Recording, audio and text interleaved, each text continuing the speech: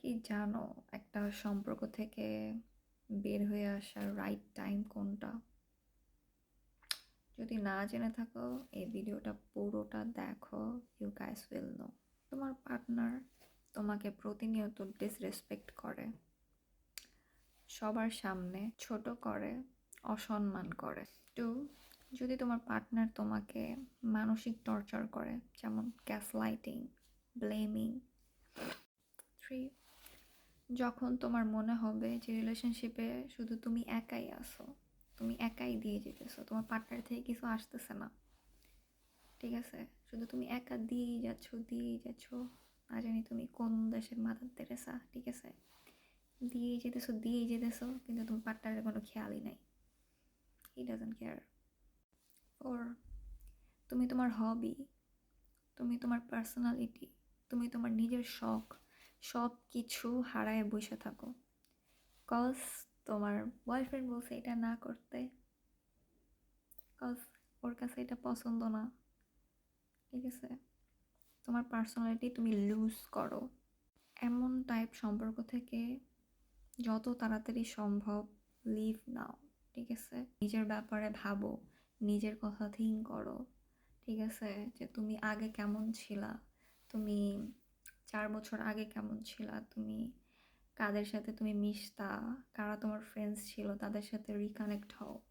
হ্যাঁ, I know যে অনেক লং একটা রিলেশনের পর সবার সাথে ডিসকানেক্ট হয়ে যাওয়াটাই স্বাভাবিক, কজ তোমার বয়ফ্রেন্ড টক্সিক ছিল অ্যান্ড ও চায় নাই যে তুমি কারোর সাথে মিশো, তুমি কারোর সাথে চলো। সো তুমি তো অনেক ভালো গার্লফ্রেন্ড ছিলা, দ্যাটস ওয়াই হচ্ছে সবার সাথে ডিসকানেক্ট হয়ে গেছিল। বাট ইউনো, সেই মানুষটা তোমার যখন ব্রেকআপ হয়ে যাবে, এগেইন তোমার ফ্রেন্ড সার্কেলের সাথে আবার রিকানেক্ট হইতে হবে। And you know what,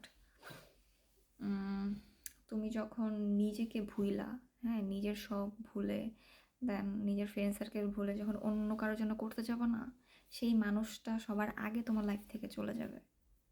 you know what, এটা বাস্তবতা, হুম, এটা রিয়েলিটি।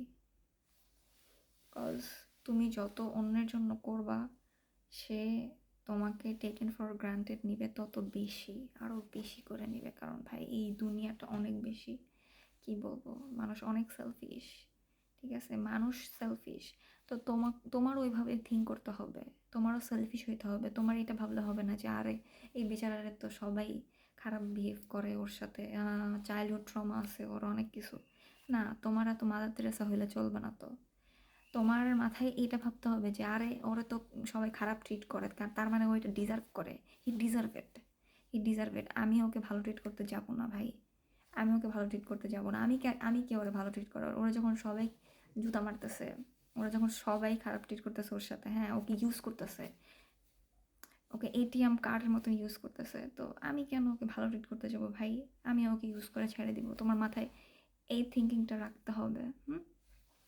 সব জায়গায় মাদার তেরেসা হলে চলবে না, এটাই হচ্ছে reality. And obviously self respect সবসময় আগে। হ্যাঁ, তুমি যখনই তোমার বাউন্ডারিজ ক্রস করে কারোর জন্য কিছু করতে যাবে, হ্যাঁ, তখনই বাসটা খাবা, ফার্স্ট বাসটা তখনই খাবা। সো অ্যান্ড আমি মনে করি যে লাইফে সব কিছু থেকে শিক্ষা নেওয়া উচিত। হ্যাঁ, একবার যদি ধরা খাও লাইফে, দেন নেক্সট টাইম কারোর সাথে যদি রিলেশনশিপ করতে যাও, হ্যাঁ, সেম ভুলগুলো আর করবা না তোমরা। তো এটাই হচ্ছে বিষয়। আমার সাজেশন থাকবে এটাই যে গার্লস নিজের যত্ন নাও, হ্যাঁ, নিজের হবিস ক্রিয়েট করো অ্যান্ড নিজের কাজে ফোকাস দাও, নিজের পড়াশোনায় ফোকাস দাও, কোনো ছেলের পাল্লায় পড়ো না। হ্যাঁ, এটাই, বয়স হবে যখন বিয়ে শাদী করে ফেলবা, এটাই লাইফ। হ্যাঁ, এটাই পিসফুল লাইফ। কোনো রিলেশনশিপে তুমি কখনো শান্তি পাবা না, That's it. That's all for today. Thank you so much, girls, for watching and guys for watching. ভিডিওটা ভালো লেগে থাকলে you guys can like and subscribe my channel. Bye bye. I love this.